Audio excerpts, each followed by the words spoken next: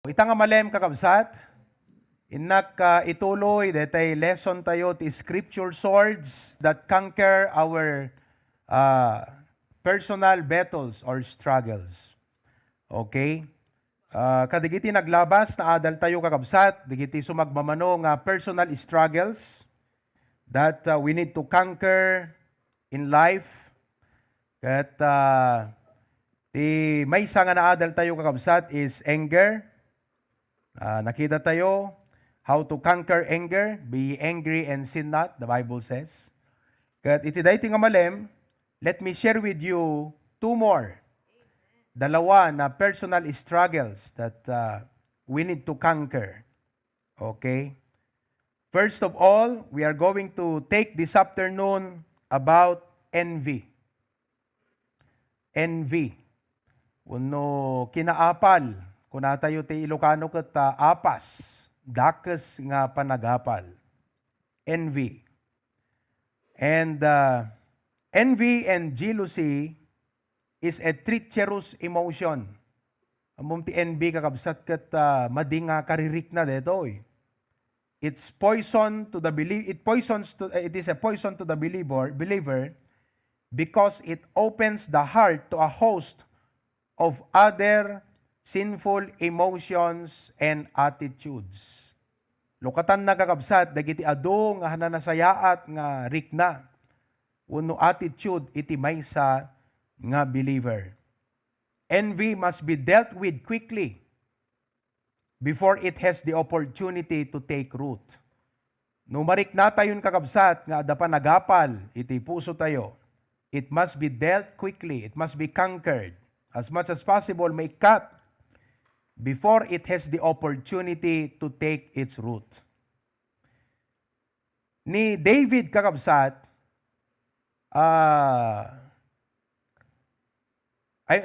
ni Saul, rather, ni King Saul, nagkaroon isuna iti jealousy wano envy kini David. Gaputa, David had killed Goliath, kat idi agsublidan kakabsat iti Jerusalem, pukpuk komuton digiti tao kat kunada. Saul killed his thousands. Katsada ko na, David killed his 10,000s.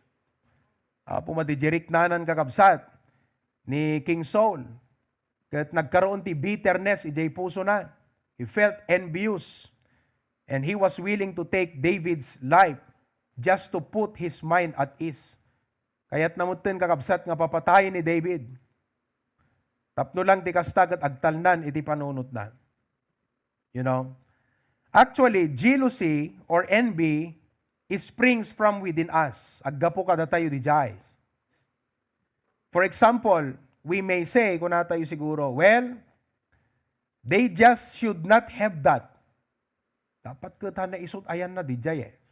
Dapat kat nga isut tinakaipayan na. Uno, he don't deserve it. They don't deserve it. So I'm perfectly justified in feeling this way. They jay kasi iti feeling kakabsat ti envy uno jealousy. Maditrik nam nga makakita iti blessing uno pa nagbalegi iti sabali nga tao. Jealousy is a product of the flesh. Oo, it is a product of the flesh. In the Bible, mga kapatid, it is listed among such sins as idolatry. Oo. Nairaman isuna ka digiti idolatry, immorality, drunkenness, lasciviousness, revelings. Makita tayo amin di Galatians chapter 5, verses 17 to 21. Na kunana jay, these are the works of the flesh kunana, aramid nga nailasagan. Isu nga dito envy, wano jealousy, ket aramid itilasag. It is a carnal feeling or carnal emotion. It is a work of our flesh, our human nature. Envious feelings can lead to unhealthy comparison of one's own success to someone else's. I-compare mo no kwa. Di bagbagim ti sabali. And that pattern can grow into a competition to outperform others. Makita tayo ito amin, di kita madamdaman. What a horrible way to live. So hang ka naragsak nga agbyag at adadeto'y kakabsat, envy. Now, here are some of the consequences of envy. Anat mapasamak no dakadatayo kakabsat iti apas. Number 1 is fear. Panagbuteng. You're afraid of not getting what you want or of losing what you have. At the fear mo no kwa. Kunam ket kasano nga ruden no jak magunod ti kayat ko imbagpay kadakwada ta maala da kayat da. Bagpay kadakwada ta magatang da ti kayat da. So the fear mo king ka nga what if I don't get what I have, what I want, and what if I lose what I have? Dahil ti may isa kakabsat nga epekto ti envy. May ikadwa nga effect, uno consequence ti envy is competitiveness. Well, hanadakas kakabsat iti becoming competitive. Detiket na nga sa una you maintain a good grade, a quality in such a way that reflect the excellence king ka. But this being competitive is driven by envy, meaning you aggressively strive to outperform others. Dim kayat nga matalbugan ka. Hamo kayat nga maunaan ka. Okay? Hamo kayat nga kahit usaw na ma-outperform ka. So, you're being competitive is now driven by your envy. Di pa nagapal mo iti sabali nga tao. May katlo kakabsat ket critical spirit. Critical spirit. It is undermining the success of others becomes a goal. DJ pa nang undermine tayo ti success. Iso nga pergent tayo no kwa idan. Mabaling nga usaran tayo ti social media. Umay no kwan, DJ ko natin nga crab mentality. We criticize others. We try to undermine their success, their reputation. Isut goal tayo, mangdadael. At aditay kayat nga makita nga rumang ay, di pada tayo. Number 4 consequence is comparison. Comparison. You measure your success against others' accomplishments. I-measure mo jay success mo, kadi jay accomplishment, iti sa bali.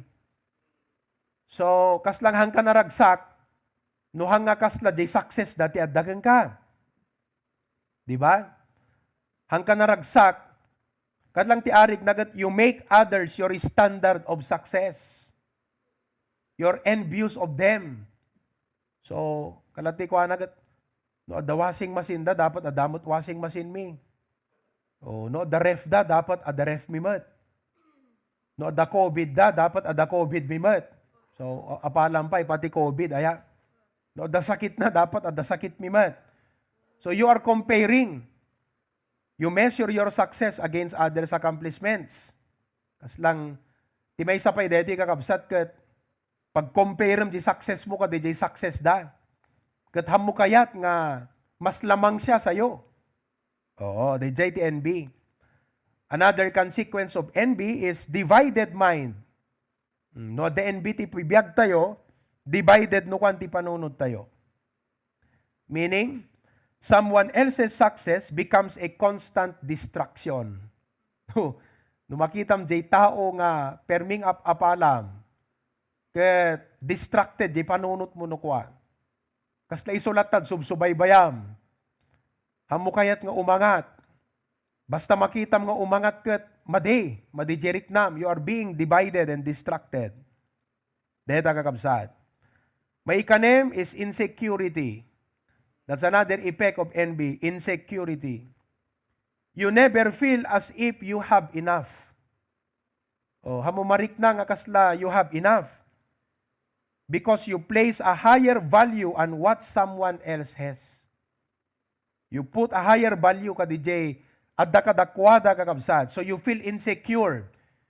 You feel that your life is not blessed because others are more blessed. That's insecurity. And then, another consequence is lack of peace. Awantal na kada tayo kakabsat. Jealousy and peace can stand in opposition to each other. You simply cannot have both. You see that? Awantal na tayo. So, numan pa iti jealousy is a common emotion. Common nga marik na tayo, taamin tayo kat one way or the other, kat adamot di kitay kaslap, apalan tayo. But it should have no place in a believer's life. Awan dapat kakabsat iti lugar na, iti biyag, iti maysa nga anak iti apo. And so, anat aramidin tayo nga rod kakabsat, what should we do? When we have envy, well, we must come to God, lay your honest feelings out before the Lord. Kasaritam ti apo. Kutkunam apo, madideti marikriknak ka deti karubami, uno ka deti may isa nga gayem ko, uno deti nga kabsat. Ket bagakken ka apo nga adadakes nga panagapal ko. Ket dalusan nak kumaapo, kunam. Ask Him to cleanse you of this sinful attitude. If we confess our sins, He is faithful and just to forgive us our sins and to cleanse us from all unrighteousness. Ti apo kakabsat, ket dalusan na tayo. Kadigiti amin nga unrighteousness tayo. You see that? Iso nga, mga kapatid, we should confess it before the Lord. Now, anat usaran tayong scripture sword. Nga mangkangker, kadeti nga hana nasayaat nga karirik na. 1 Corinthians chapter 13 verse 4 is the scripture sword. Okay? Kitan tayo di ko na tinasantuan nga surat. 1 Corinthians chapter 13 verse number 4. The Bible says, charity suffereth long and is kind. Charity envieth not. You see? No gayam ay ayatem, di gayam mo, kat saan ka nga umapal, no di kat maragsakan ka. Because you love. Charity vaunteth not itself, is not puffed up. Kung nati Ilocano, ti ayat managitured, ken nalaing. Ti ayat awan apal na. Amen. If you love your brother, agat ko na, amen. Maragsakan nakban, iti panang bless ti Apo king ka, Brad. Amen? If you love your relatives, anak ko na, maragsakan nakman, ta, adamang ital utinagan tayo. See? Charity. Iso nga, deti envy kakabsat, once nga marik na tayo, kuna tayo Apo, madideti mariknak deti envy, ada pa nagapal ti pusok Apo. Kat sukatam ka diti ayat. Tapnon, masursurok ti makipagragsak iti blessing Apo. Daytoy nga gayem. Uno dayti nga kabsat. Dayjay kakabsat ti scripture sword iti envy. Amen? Napadasan nyo ti mapalan? Ha? Oo. Well, naragsak ka di kakabsat no, daking ka deti apas. Ang ka naragsak, napait ta pusom. Talaga kakabsat. Iso nga iti dapat na ibagam ti Apo. Nga dalusan na ka, ikatan na di JNB. Kaya't sukatan na ti ayat, tapnon ti kasta. Every time nga makitam, di nga tao kakabsat. Naragsak di puso nga makakita. Nga rumangrang ay ti biyag na. Biblesan ti Apo. Amen? Deta kakabsat, iti pang-address tayo, iti NB. Awan dapat lugar na kadati nga Kristiyano kakabsat iti NB. Amen? Okay? Eket no kaspagarigan. Deta asawam ita, kakaabay kayo aya. Uno, deta kaabay mo yan takapilya, kat dati apal na. Damagaman, awan mo't pa nagapal mo kanyak, Brad, kunam. Di ba? Awan, kunana, di ba? At times, we become competitive, we lack peace. Madijirik na tayo kas lang datay lat na udin. Nagrik na tayo no kung amin. Gamhan na dapat kas jay. Kasi, adda into ding tiyapo para kadakwada, adamat into ding tiyapo para gan ka. Iso dayjay, di makuna nga, the will of God is perfect. Kasi baka no sikat na kaipaayan na, dayjay into tiyapo ti sabali, ay kat baka hamo mahandel. When no iso ti pakadadailan iti biyag tayo.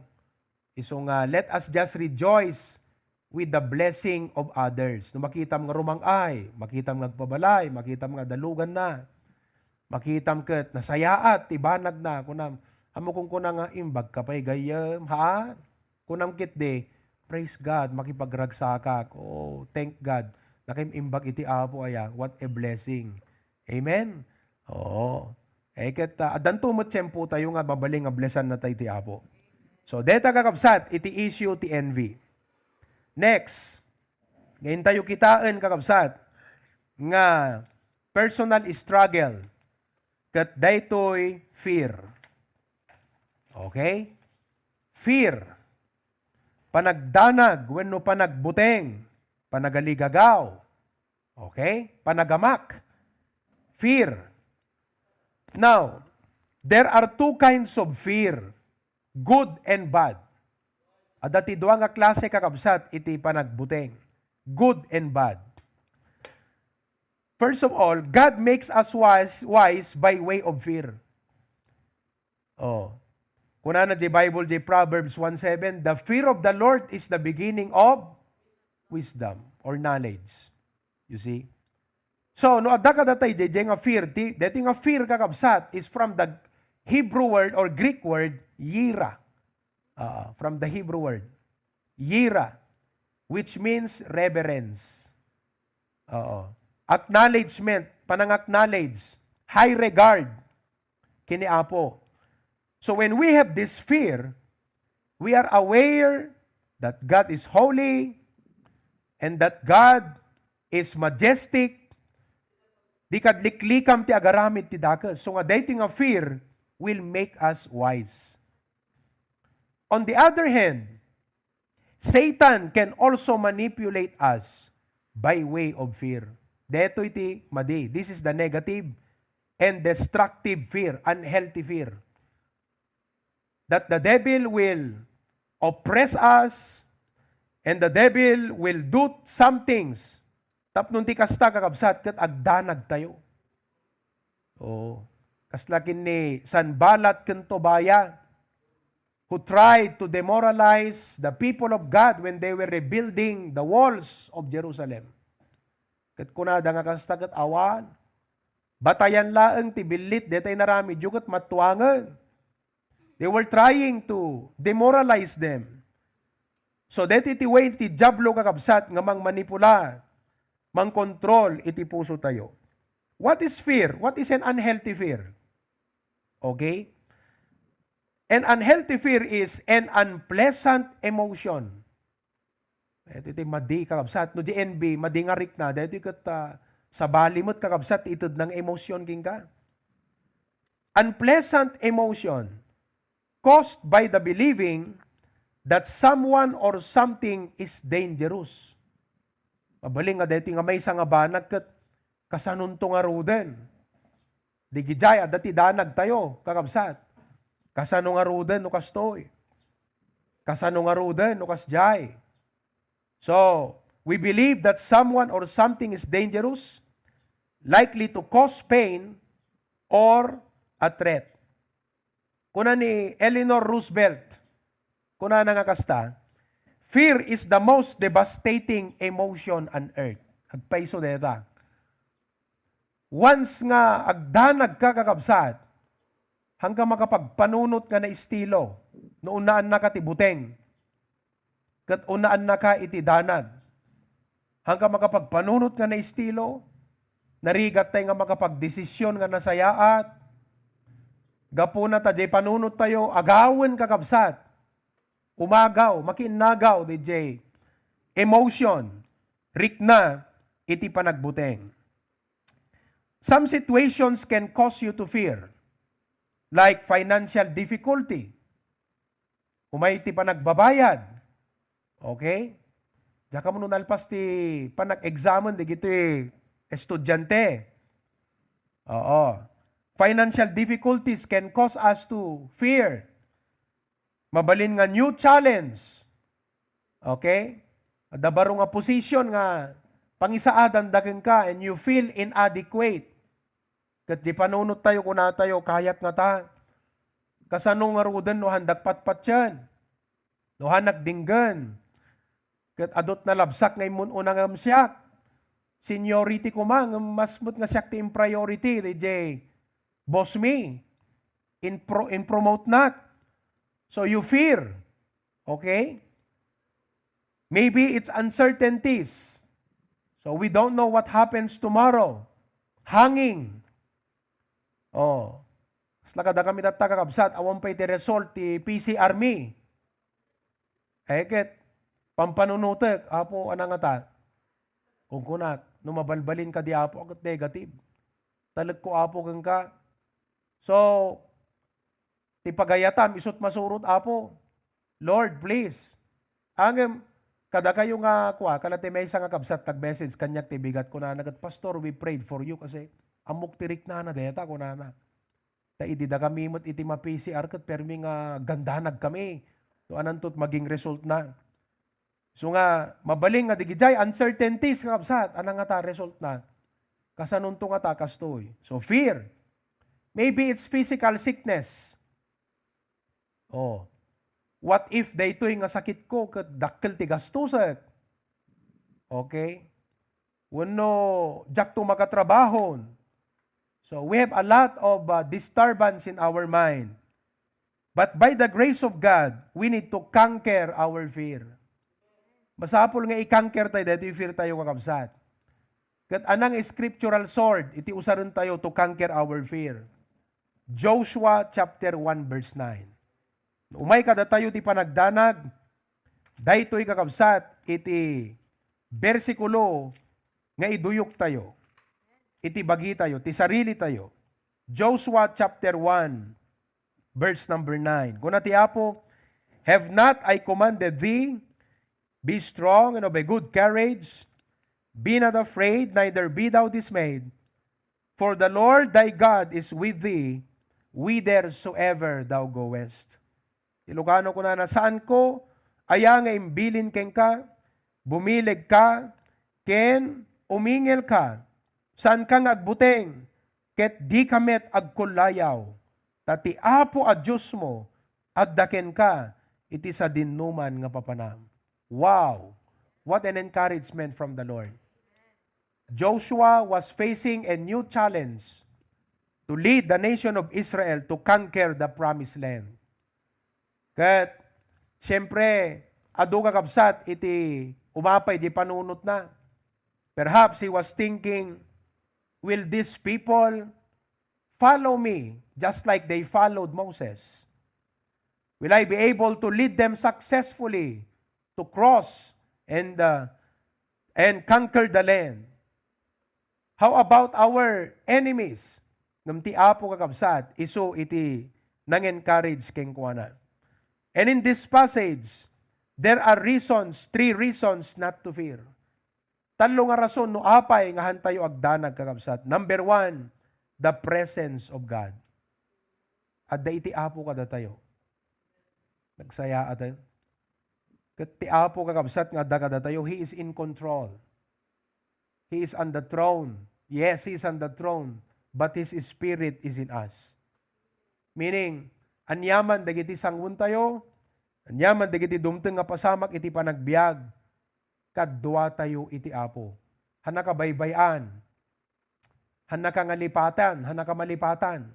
Kunana, I will never leave thee, nor forsake thee. So whatever it is that disturb your mind because of unhealthy fear, remember this, God said, I will be with thee. I will never leave thee nor forsake thee. The presence of God. May ikadua kakabsat is the power of God. Tipan nakabalin ni Apo Diyos. Amen. God is greater than our problems. God is greater than our challenges. God is greater than any sickness. God is greater than anything that you will face this week, brethren. Dakdakkel nga amang iti Apo. Kat imbes nga madanagan ka, knowing these truths in the Bible, agkararag agat ko nam Apo, agyaman ak iti karim, iti Joshua 1:9, you will be with me. Hanak dapat nga madanagan, iti masakbayan nga aldaw. Because sakbay pa'y, Apo, nga dumtengak iti masakbayan, at dakad jayan Apo. You already know what is tomorrow. God is already in your tomorrow, kung natin kanta. He is always one step ahead. Kita, awan, dagiti dumteng nga pasamak iti panagbiag, nga naamuti apo, ammo na amin ang kakabsat. Isung agtalag kaging kuanan. Don't lose your faith. Resolve to trust in the Lord. And the third reason not to fear is the promises of God. Dagiti karkari ni Apo Diyos. Oh, what a blessing. Agasam kakabsat no malagip mo ta Jeremiah 33:3. Call unto me, I will answer thee, show the great and mighty things which thou knowest not. No ma-recall mo, deta Romans 8:28, na kunana, all things work together for good. Na kunam, Apo, uri anagayam, iti sumangbay, iti panagbiag ko. I am more than a conqueror because of your love. Saan laeng nga mapagbalegyak, di gito'y nga panubok ti panagbiag. No diket itunda da kanyak iti pagsaya atak, Apo, di gito'y. They become blessings in disguise. The promises of God. Iso nga, kas anak iti Apo, we have no reason to fear. Amen? Alagat normal kakabsat nga, dalat ta panagdanag, panagpanunot ti negatibo, but every time you need to quote this scripture to yourself. Joshua 1:9. Be strong and of a good courage. Fear not, neither be thou dismayed. Uray dakdakkel, that challenge mo ita, hang ka maupupay. Hang ka agkapoy. Hang ka dapat nga madismaya because of your inadequacy. Because the Lord is with you. Itang alawas man ng kakabsat, sangwan tayo, dagiti trabaho tayo, dagiti responsibilidad tayo, with the strength and might of God, remembering this scripture sword. God has not given us the spirit of fear, but of power and of love and of a sound mind. Brethren, sangwan tayo, dito yung alawas, nganapnuan turad. Amen! Oh, kat agkikinararag tayo titong galmay sa kakabsat. Oh, no dadigiti kakabsat nga kapoy, tawagan ta ida kat kumustaan tayo, i-encourage tayo. Uray deta na panang ikararag tayo kadakwada through the phone is already a great thing to them. If you like, you can call Brother Fernan tonight. Kat ada update na kakabsat. Praise God, Pastor, kunana ta awam